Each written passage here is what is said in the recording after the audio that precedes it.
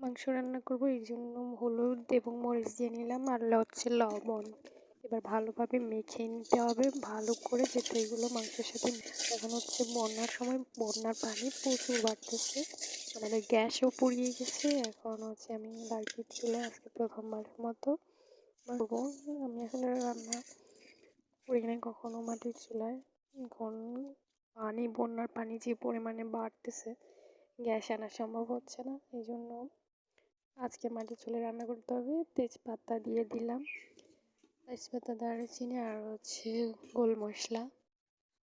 তারপরে দিয়ে দিব রসুন বাটা, আদা বাটা, পেঁয়াজ বাটা।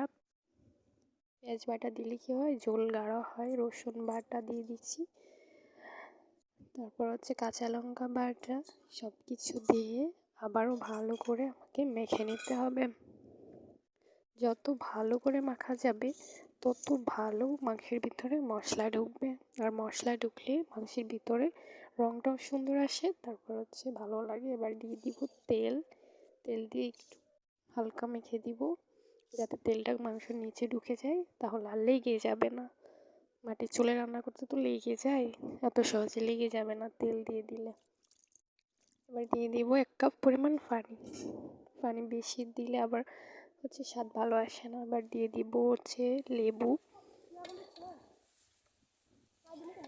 তারপর হচ্ছে আধা ঘন্টা পর আমি একটু নেড়ে দিব খুন্তি দিয়ে, যাতে নিচে না লেগে যায়।